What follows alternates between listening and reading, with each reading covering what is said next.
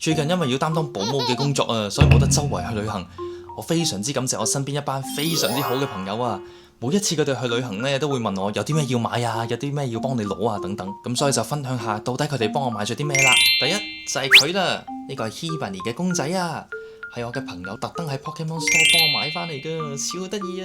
第二就係呢個名古嘅名物 Ebisen Enosato 名古蝦餅啦，哇！呢個真係超出名、超好食噶。最後就係我朋友喺 Loft 幫我買嘅呢個。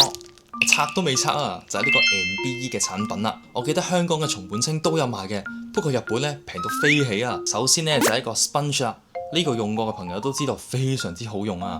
佢呢個蛋呢，真係非常之有彈性，無論係乾粉啦定係 cream 呢都可以用嘅。另外就係一個眼影啦，咁都係幫 Margot 買嘅 Copper Brown 嘅 eye shadow 啦。嗱，咁睇翻裏邊嘅顏色呢，其實都幾靚噶。咁有興趣嘅朋友呢，就可以買啦。最尾當然係呢個討論度極高嘅眼部遮瑕啦，梗係攞嚟遮黑眼圈啦。佢呢個呢，真係討論度極高，想買都冇貨啊！好彩今次我嘅朋友幫我買咗一個啦。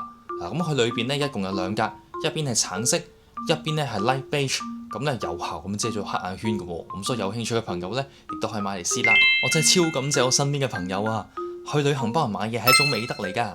大家有時行開呢，都記得諗下身邊嘅朋友有啲咩需要幫下佢哋啦。